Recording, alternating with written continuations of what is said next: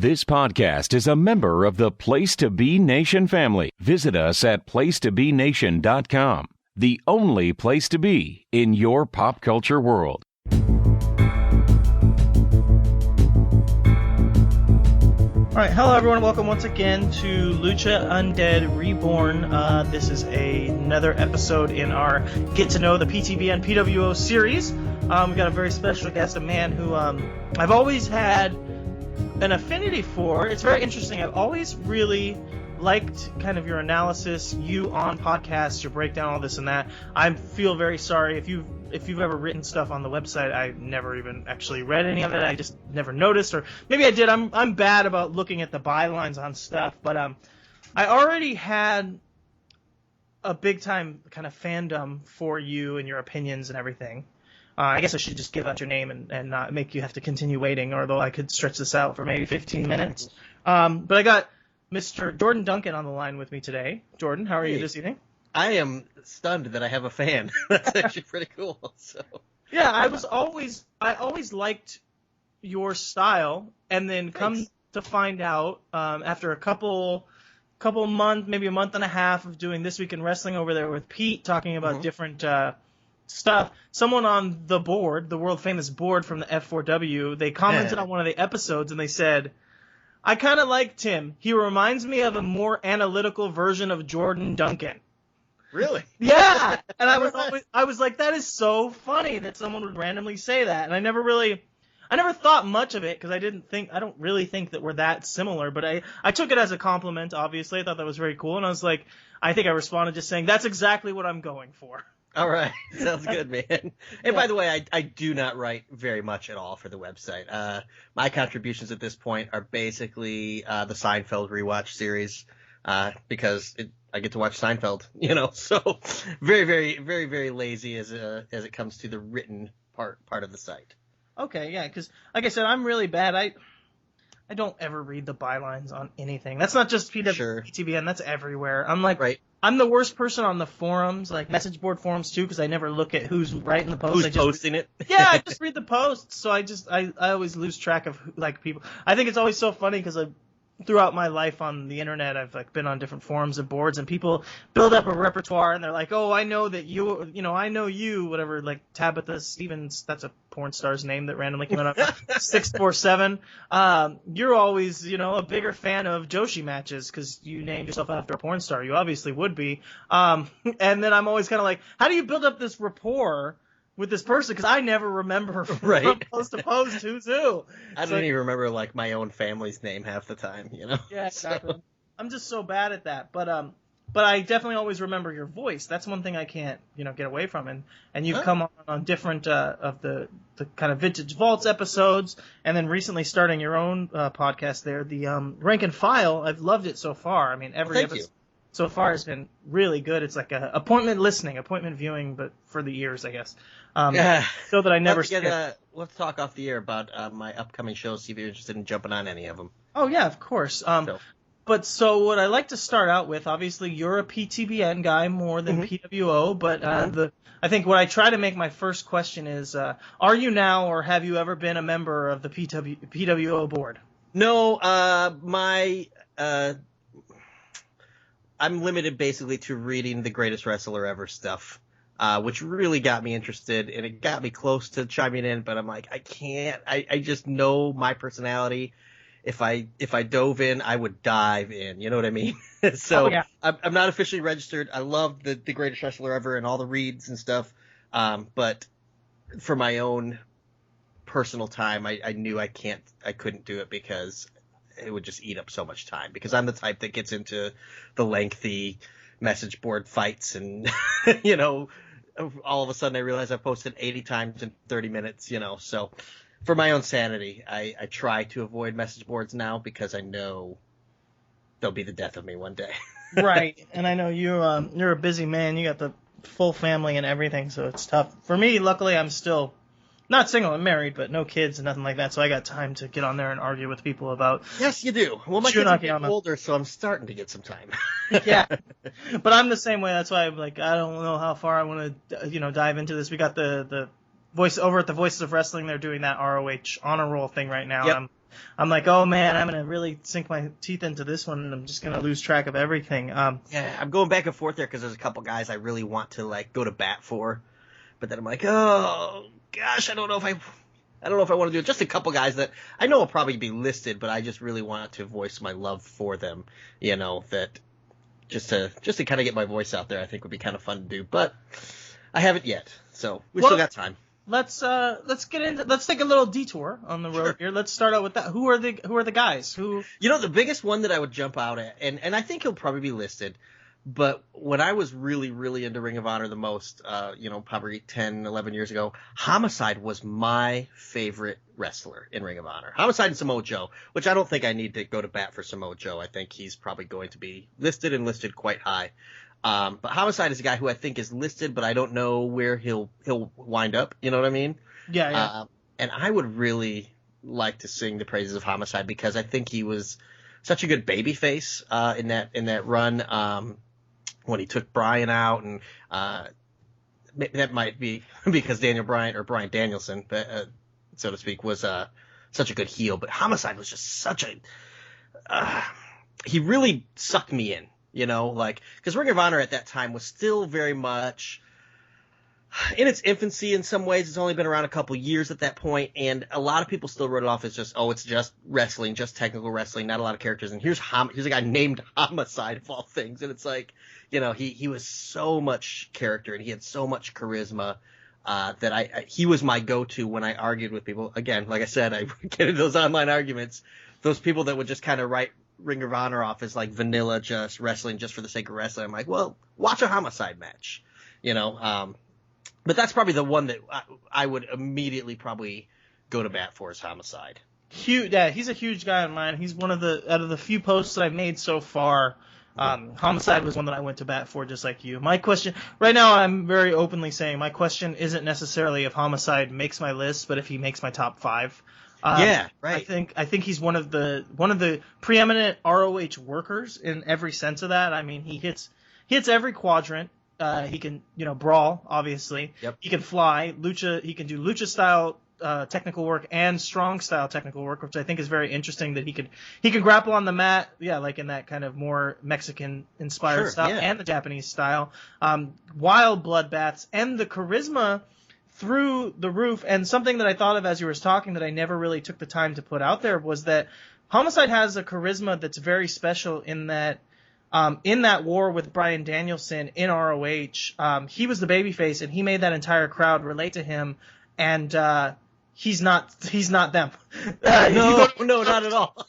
You go to an ROH show in the early 2000s, and more guys in the crowd look like Bryan Danielson with the beard and the shaved head, and they're wrestling nerds who are talking all about technical wrestling from Japan. I would say you'd be hard-pressed to find any, Puerto Rican gang members who, roll around on the streets of New York and are from Brooklyn, who talk the way that Homicide did and act and dress the way that Homicide did, but they instantly bought into him as real, and they instantly fought for him as their guy. And that's saying a lot for a guy like that, to have that babyface charisma with a crowd that has a harder time relating to him. Right, and especially feuding against, like you said, against a Bryan Danielson who is going to have to work to get booed and is going to have to work to get them to go against him because they adore him so much. Because it's not that the people rejected Danielson, it's just they accepted both of them in their roles. And Homicide just happened to be the babyface in that feud. Yeah, and it worked out perfectly. It worked really, really well, yeah. Yeah, so we'll go. That's our little diversion tonight, but sure, okay. we'll get back onto the road here. So, where did you come in on PTBN? Were you on the Live Journal days, or were you? Yes. Yeah, I go back to Scott Keith's blog. Back in Live Journal, it wasn't Blog of Doom. It was like RSP FAQ, which I think was Scott Keith's old internet name from way before most of us were ever even on the internet, and I was just a commenter there, and there was a switch where he switched out of Live Journal to some other format. I think it's like Discus or something like that. And there was a core group of us who liked it the way it was and said, no, we want to stay this way. So we started our own little offshoot, and we called it the CWO. There was a guy, because, on Live Journal, you come up with your own name, and one guy's name was Tom Cruise, and he was the guy that kind of spearheaded it. So we became the Cruise World Order, and there was probably 40 or 50 of us that moved over, and so a lot of them just happened to be PTN names.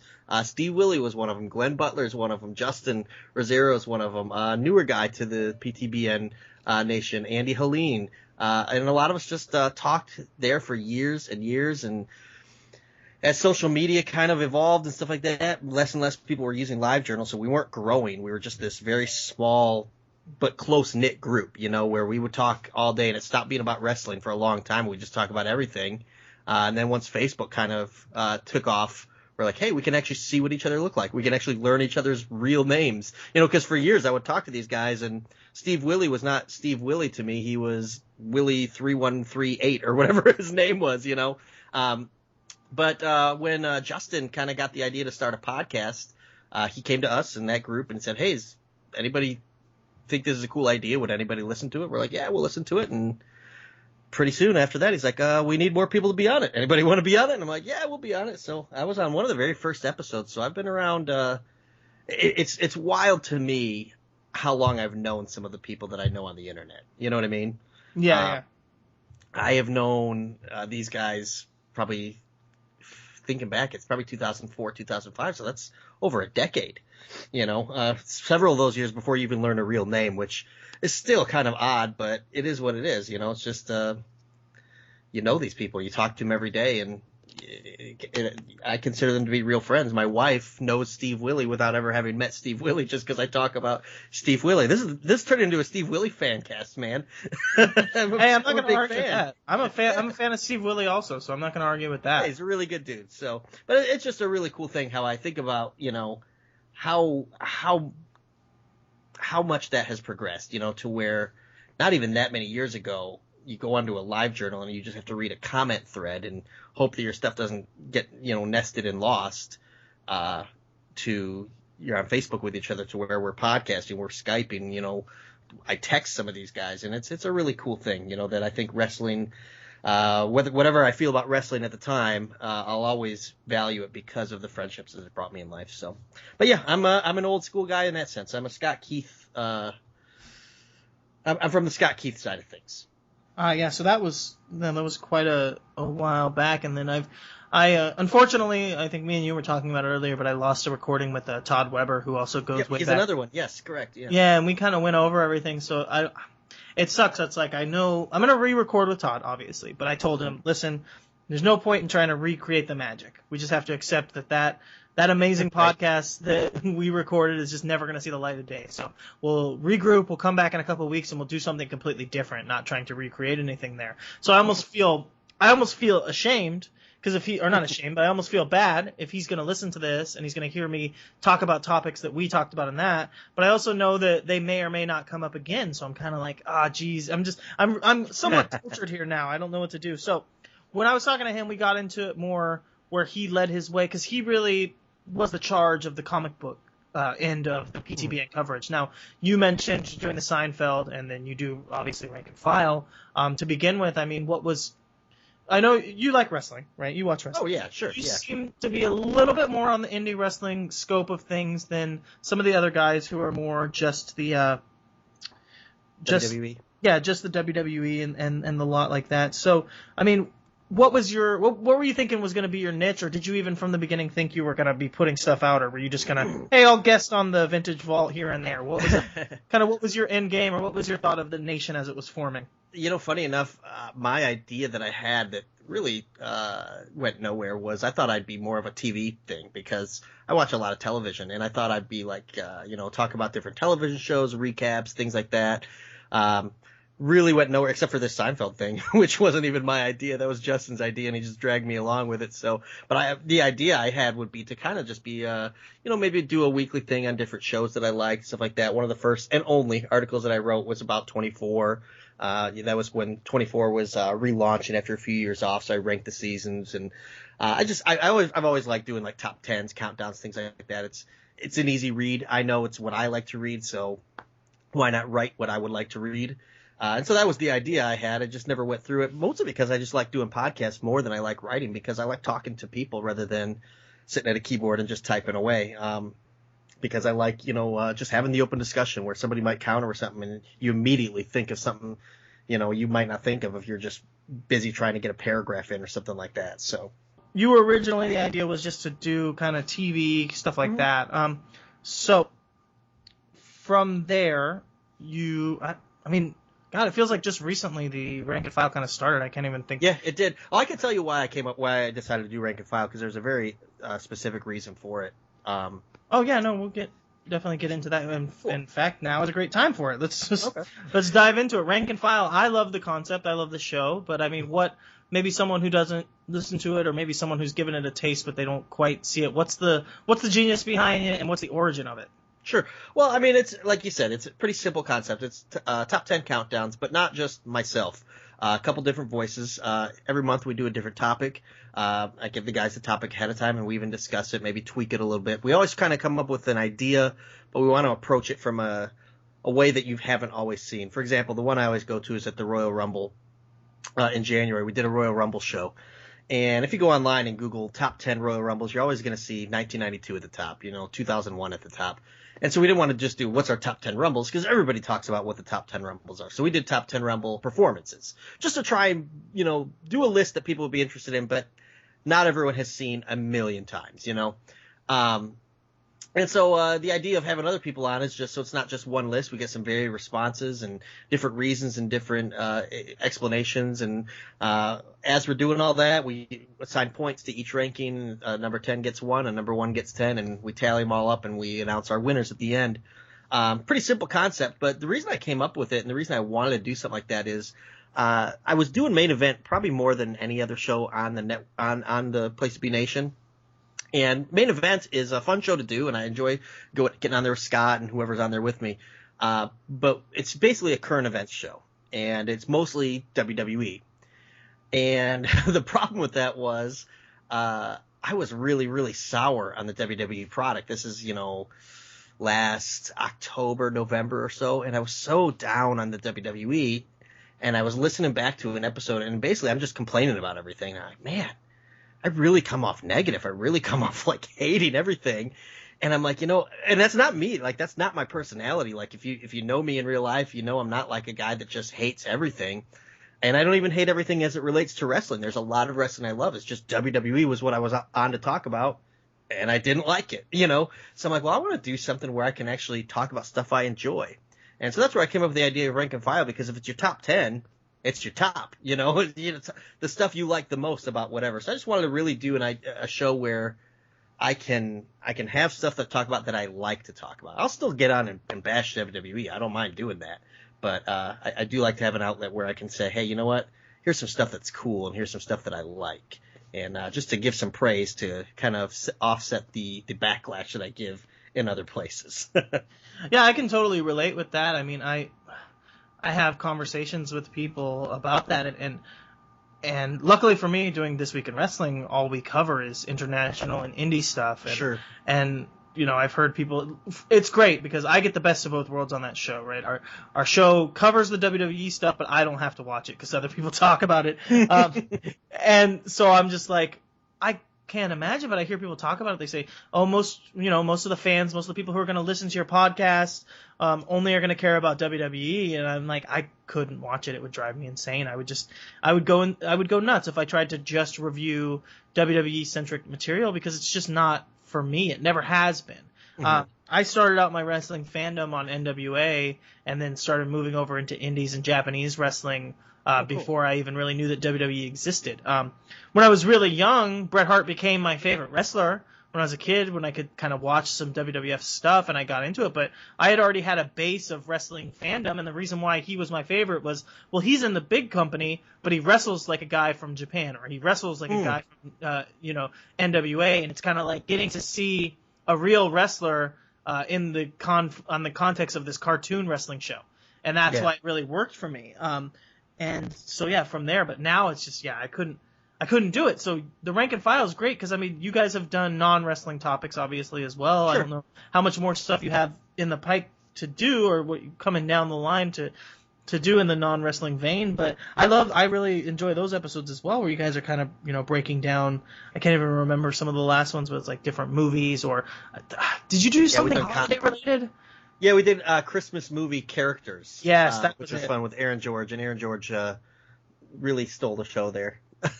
Yeah, very obscure rankings. But yeah, a lot of stuff like that. That's really cool, and yeah, it's fun, you know.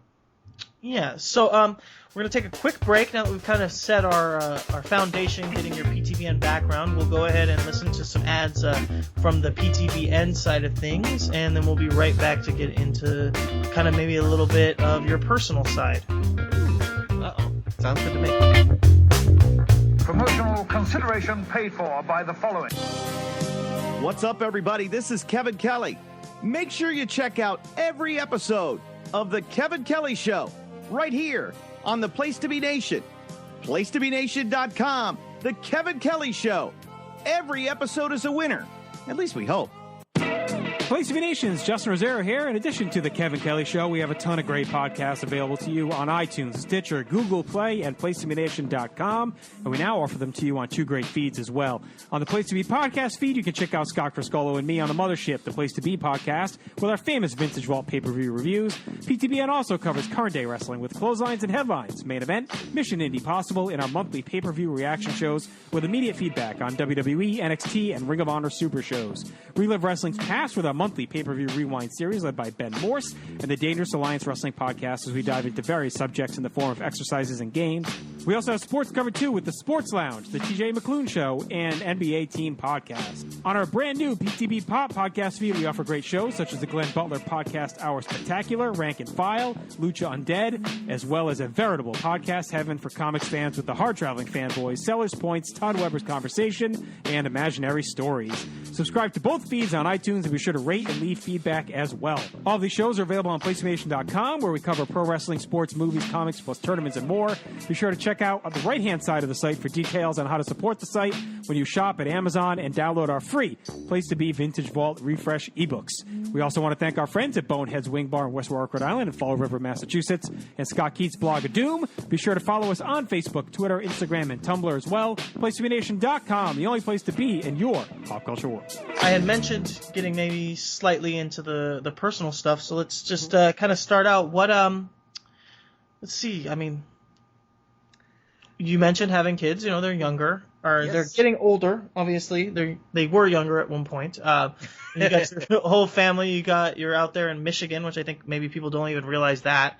I know a lot of the PTBN guys are in on the East Coast and stuff, but people don't really know the geography, especially coming from the West Coast. I don't know the geography that well. Sure. But where did you grow up when you were a kid? Where did you grow up, and what was the plan? What was Jordan Duncan going to do when he got out of school and started his adult life? Oh, this will depress me because I did not achieve any of those dreams. But I'm actually born and raised in Michigan. I've lived in Michigan my whole life, and it's funny because I've been told I have a Michigan accent. I'm not sure what that sounds like. There's definitely a UP accent. UP is the Upper Peninsula of Michigan, which is more Wisconsin than Michigan, but more Canadian sounding, I guess, would be the accent there. I don't know. Do I have a Michigan accent? You'll have to answer that for me. Yeah, I don't know. I'm not familiar with what one is, but again, if it's all I've ever known, I guess I could have it and not know it, you know? Yeah, I never noticed it. I usually pick apart accents pretty good, and I've never really picked up anything, so. Yeah, I mean, there's definitely, you know, Southern accent, New York accent, other types, but I don't know. I mean, I have a nasally voice, but I don't know that that's an accent, so to speak. But anyways, you know, I've lived in Michigan my whole life. Metro Detroit area, near Detroit, but not in Detroit, just in the suburb kid. Grew up wanting to be a professional athlete of some kind, like most boys my age did. I went through my phase of wanting to be a pro wrestler, just like most kids who grew up watching wrestling.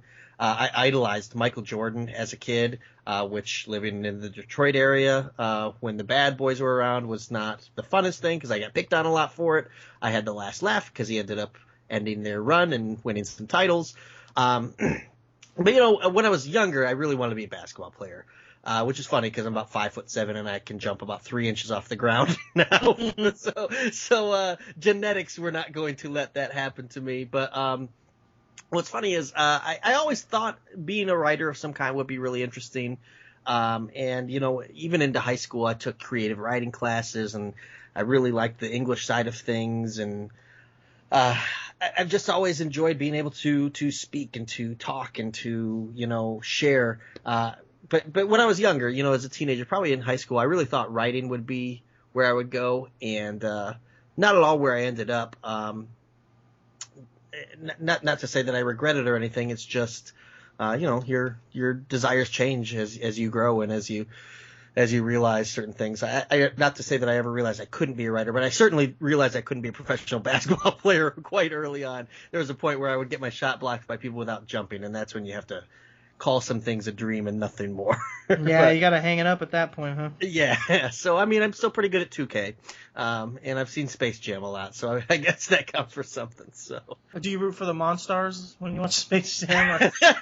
Hope they can pull it out this time. If they do a remake with LeBron James, I might have to root for the Monstars because I'm not a fan of Cleveland in most areas or most senses of the word. Although I went to NXT in Cleveland back in February, and it was a really awesome experience. It was a really cool part of downtown Cleveland. Really cool people. So. Yeah, and live wrestling is where it's at, no matter what. Oh, yeah, man. Live wrestling is the funnest thing. That's what I love about my kids being into wrestling, is taking them. I'm actually going to Monday Night Raw this Monday. I have no desire to be at the show myself, but because I'm bringing my boys, I'm excited for it.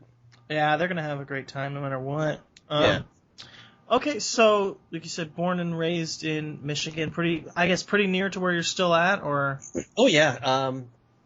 I've lived in a couple different places, but where I live now is actually just a few blocks from my childhood home where I lived from like when I was born until like 10 years old. So I wound up really right back in the same neighborhood, which I live in a city called Garden City, and the joke kind of around our city is you either never leave or you always wind up coming back to Garden City. That's just kind of the thing.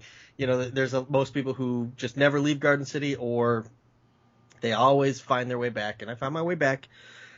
Sure enough, it didn't take long, but I'm back, and I love it. I know people kind of hear Detroit, and they think, oh, wow, you must live in a terrible place. It's not really at all.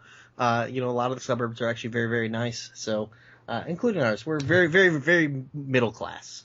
Yeah, my wife and her family, I guess, started out in Detroit, so I know it's not all glamorous like in RoboCop. It's yeah, no, can't all be that great. Yeah, no, it's also a real city. It's just the same as anywhere else. And I grew up in a place, not dissimilar. I think some people who listen to this probably are back where I'm from, are back home in the Coachella Valley, and honestly, it's the same there. The idea that you never leave, or if you do leave, you always end up coming back. There's something about growing up in a smaller area, you just kind of get used to it. People always kind of have that pull. Luckily for me, or not luckily, but just me personally, I don't think I have that pull. I moved out to Los Angeles, and I think I'm stuck. I think I'm here for life. It's kind of my place.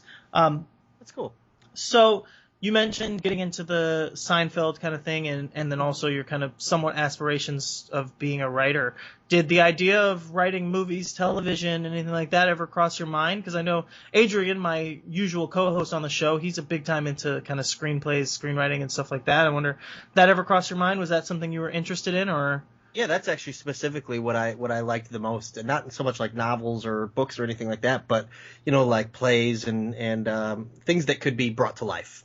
When I was in high school, a friend of mine named Paul, who is much, much more brilliant than I am, we would sit down together in yearbook class, and we would basically ignore everything that was going on, because it's yearbook. All you got to do is paste pictures into some grids, and we'd just write and write and write. We'd come up with plays and skits and sketches and things like that. We were big Saturday Night Live fans at the time, and I always would love to do something like that, like a SNL type thing, or something, more modern, I guess, like a Key and Peele, or just something where you can, write something quick, put it together, and see it performed. I think that would be the coolest thing. Another guy that would write with us is actually a stand-up comedian now. His name's Jesse Pop. He's not really well known. He got on Conan O'Brien's show once, though. But he would write with us, and he's the one that really pursued it, and he's doing his thing. I think he's in New York now, or I don't know where he is. I've actually lost touch with him, but yeah, just kind of stuff like that. Not when I say writer, not a book, but sketches, skits, plays, short little improv type things, a lot of stuff like that. Yeah, no, that's honestly what I'm into too. I tried to do some sketches and stuff like that before, but I just don't even have the patience to write that much, and I'm not a big fan of improv, so I just kind of fell apart. I also, like you said, the talking thing is that's why I like doing the podcast, because there's just something to the conversational aspect and kind of improving in that regard. I'm not necessarily I don't like the stage improv acting out scenes as much, but in a conversation for me it works. So, I mean, what was your basis for that? Because I mean, we talked, I don't know if you listened with Rob McCarran, but we talked about kind of radio and what got us into the idea of wanting to do podcasts and communicate in that regard, and the fan of it, or being a fan of that medium. I mean, what was your basis? Were you a fan of any kind of talk radio, or was it kind of more video and just interactions? It was more TV. Yeah, it was more because I graduated high school in 97, and it was more my lunch table. We would get together. We'd all talk about stuff we watched, stuff we liked, and stuff that made us laugh. Because I mean, I just love to make people laugh and get people to make me laugh. I mean, we would die laughing all the time. But SNL is really probably the one thing we all had in common.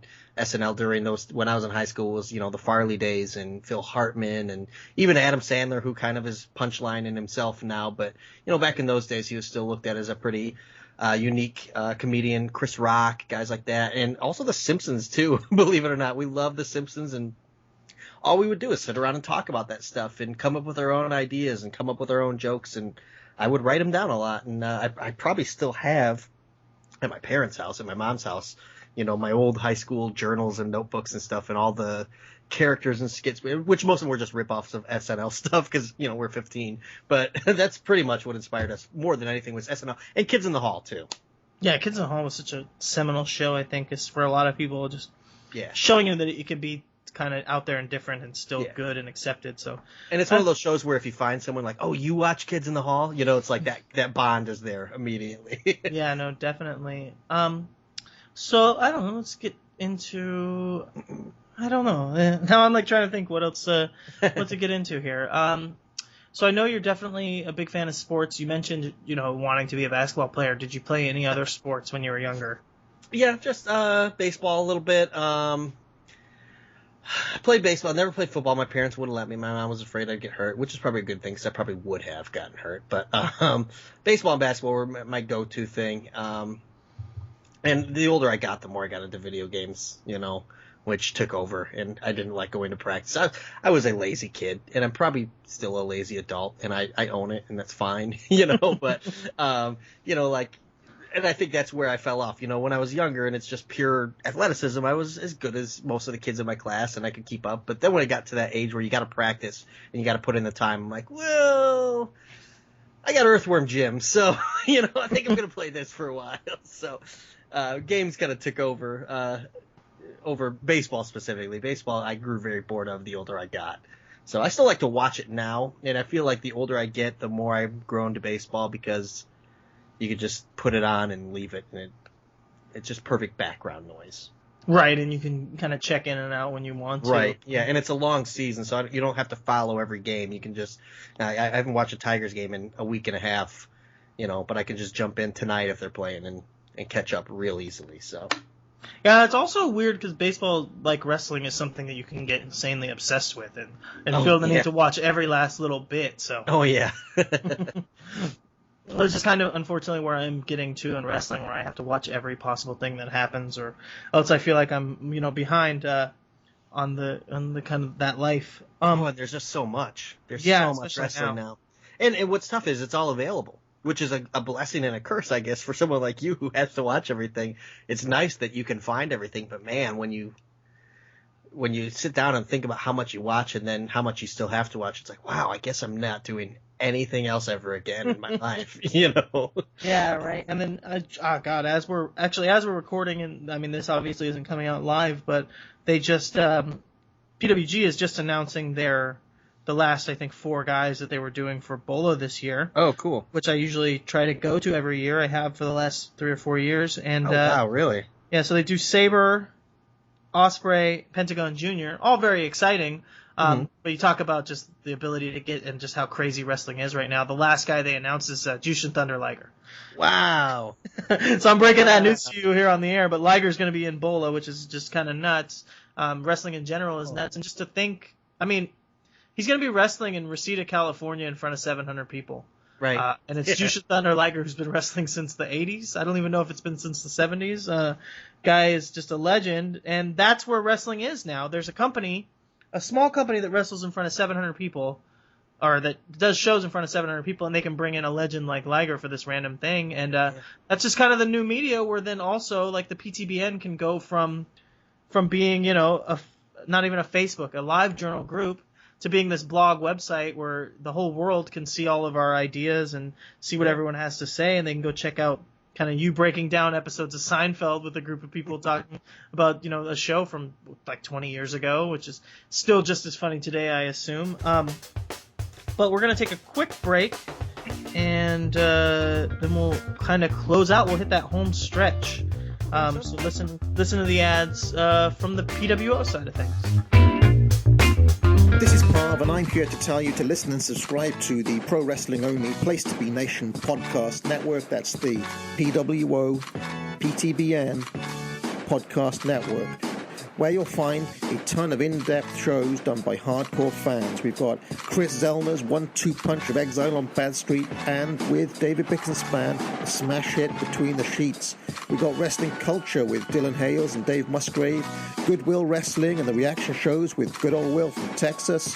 We got This Week in Wrestling with my man Pete and Johnny Sorrow, Stephen Graham and Tim Livingston's Pro Wrestling Super Show, Tag Teams Back Again with Kelly and Marty Sleaze, and a ton of other great shows too.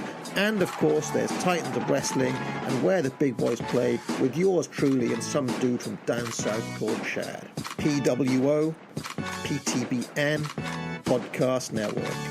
All right, Jordan, so we're back, and we're going to kind of, get into the closing stretch. These shows I'm finding, I'm trying to keep them short, bite-sized, so that people can kind of get through an episode on maybe a lunch break or something like that real quick. Sure. But I'm also finding that I want to get in deep, and I start wanting to go down a rabbit hole of questionings, and I'm kind of going, oh, no, we're running out of time. So what I usually like to do at this point is kind of just say let's say someone like me coming into PTBN just now as a fan of only the podcasts, maybe checking out the articles here and there, what's something about Jordan Duncan that they would be shocked to hear? I mean, finding out that you grew up wanting to be a professional basketball player, like I said, maybe not shocking because everyone thinks kids, they have dreams and aspirations that aren't necessarily realistic, but I mean, it's still kind of a little bit out there. I mean, sure. What is there something like along those lines? Anything else you can think of? Well, there's a couple. One is going back to the Chad Campbell interview you guys did. I'm also kind of a board game geek, like Chad is. I think he's a little more into it than I am, but my wife likes to play with me. I got a couple friends who we really like to get into games like Catan, and we recently just bought a new card game called Bang, which is like an Old West type scenario thing. And I just love to spend a Friday or Saturday night sitting around and playing board games like that. Not like Monopoly or Clue, you know what I mean? But like those really heavy strategy games that sometimes can take 2-3 hours. Big fan of games like that. And here's one that I think a lot of people probably don't know is that I'm actually an ordained minister, believe it or not. Whoa! Yeah. So one, because I mean, I'm not going to come on wrestling podcasts and be like, let's talk about the book of Mark, but yeah. And also two, just because, I'm not going to talk about that, I guess. I mean, I don't mind talking about it here, but, nobody wants to listen to a wrestling podcast to hear about that. So. Yeah, no, and this is exactly the kind of thing that I want to get into. That was like the most perfect answer. That's something that's just insane. I mean, as someone who's listened to you enough on podcasts, I would have never crossed my mind. Right. Yeah. You're so right. You never bring that up in any way. So, I mean, is that what you do, or is that no? Yes and no. Because the church that we attend is actually pretty small, so no, it's not. It doesn't pay my bills. I actually have a home business. It's a title company, deeds, mortgages, stuff like very boring, so we won't talk about that. But no, but it's something that I've been doing for 3 years now. So, and one thing I always say, and people who maybe aren't religious or anything like that. I think they kind of expect, like a holier than thou. And I feel like I'm a very down to earth person, a very normal, easy to get along with, which I don't know what that says about my people, what that says about my faith. But a lot of people are stunned when a religious person is also a normal person. You know what I mean? Yeah, I know. So, but it is, I understand it because there's a lot of, a lot of people who aren't quite normal. So, well, this is what I always say at my work, and it's kind of an extension of the squeaky wheel gets the grease kind of thing. It's the problem is that a lot of times people give the most attention and kind of give preferential treatment to the people who are the biggest jerks of a group. Oh, yeah, absolutely. When meanwhile, what you should be doing is rewarding the people who are nice and good. And just right. And that's why the ordained minister, who's Jordan Duncan, who's also a well-rounded person who talks about Seinfeld and wrestling and does a podcast where they rank the top 10, whatever random, Christmas movie characters and other such kind of frivolity. That's the person who should be your picture of what, an ordained minister looks like, or this is what a religious person who's committed to their religion looks like, because there's more to it than that. I mean, it's the basis. Obviously, your religion is your basis for who you are as a person, but it doesn't necessarily 100% define it's not all that I am. Yeah, the characteristics of who you are. I mean, it's the basis, but you build a house on a slab, and you don't sit around talking about the concrete underneath the building. You talk about the top of the building, right? That's just how it works. So there's so much more to you than that, but that's very interesting to even find out. So and it's really cool. So what do? You lead the church. You do weddings. I mean, mass. Yep. Weddings, funerals. Yeah. You can book me. I'm currently not booked right now. I actually do have a wedding in about 5 weeks or so, which an old high school friend of mine is getting married. This is he's not going to listen, so let me just complain real quick. He's getting married on August 20th outdoors. So I'm like, oh, awesome. I'll wear my suit outside on August 20th. Sounds great. Thanks, Brian. That's amazing. Yeah, that's my birthday is the 21st, right, of August. Oh, okay. And I've lived in Southern California my entire life. So my birthday has essentially been the hottest day of the year multiple times in my life. So it always kind of sucked in that regard. And I like to tell the story. One time I went up north because I got family in the Pacific Northwest, and we're up in Seattle for my birthday visiting my grandparents, and it hailed on my birthday one year up there, and I was like, this is where I need to be. In the end of August, it's hailing. That's my kind of weather. You'll have to come out to Michigan sometime. Then we'll show you all the weather in the span of a week. Yeah, exactly. Snow, rain, sleet, everything. We actually just had a huge thunderstorm yesterday. That there's a gas station about 5 blocks from my house, and you go to a gas station and it's like the pumps are under like that awning, I guess is the word. Yeah. The awning collapsed. Ooh. I know, like I saw the pictures, I'm like, holy crap, nobody died, nobody was hurt, so it's kind of a thing where you can just look at it and be like, isn't that cool since nobody was hurt, Yeah, exactly. Just from a thunderstorm. So I'm like, wow, that's wild. Oh, I'll send you the picture when we get off the air. Perfect. We'll put that in the description of the show. Okay, sounds good. I had to screenshot it for my Snapchat, so. All right, so I don't know if you even have I think you have Twitter. I probably even follow you. You can find me. Let me go on and find out what my own name is. My name is MStarJD. MSTARJD. Okay, and that's. So you can find me on pretty much any social media. I'm on Snapchat. I'm on Instagram, Twitter, Facebook. I'm private on a lot of those, but not Twitter. I think I'm public on Twitter, so anybody can follow me there. Okay, and then obviously. Rank and File comes out sporadically. What's your guys' schedule? We try to do monthly. And we kind of got off schedule in May because a guy who I had scheduled to come on very, very last minute had to bail, and I couldn't find a replacement in time. So May was the first month where we were off. And we were back in June, and we've got our July one coming up in the next couple of weeks. All right, perfect. So people can check that out. They can check out the Seinfeld Rewind and any other projects, anything else you got coming down the pipe? Not just me. I would like to, as we talked about earlier, I think I might try and get my voice in there on that Ring of Honor Top 50 project, which isn't really just a place to be thing. That's more of a Voices of Wrestling thing, correct? That's both. Yeah. So, but no, I just like to go to kind of tag along for the ride wherever anyone else is going. I say, I'll go too. All right, and then we'll we'll have to have you back on with Adrian, and we can get into some of that screenwriting nerdy stuff on that. Yeah, that'd be fun, man. and then maybe get into some other stuff too. Now that we've kind of built the base for you, we've built up the backstory. Now we can get in. You can get past the origins and kind of. Cool. Yeah, we don't have to do like a... This is my origin story, right? Yeah. Yeah, I was going to say, we don't have to do like the Spider-Man movies and reboot the origin story every time. Right, because nobody knows how Spider-Man was created. Yeah, exactly. Although maybe like Spider-Man, it would be nice if we both kept getting younger every time we did it, but we'll have... All right, Jordan, well, thank you. Something. Yeah. All right, Jordan, thank you so much. Hey, thanks for having me. We are on the PTBN Pop Network now, but also, just for all of you old-timers who've been sticking around with us since the beginning, the old feed will be disappearing. Unlike Shake Them Ropes, who run 2 feeds still concurrently, we will not. So you need to mosey on over to PTBN Pop. It's on Podbean. You can get to it easily by just going to placetobenation.com. And connect through there. You heard the ad in the middle of the show, so you know what other great shows are on there, including, Glenn Butler, our podcast, Our Spectacular. It's a fantastic show. And I also have heard about some other interesting shows that are in the works for the Pop feed. So subscribe to the PTBN Pop feed so that you don't miss out, because this feed will be disappearing very soon.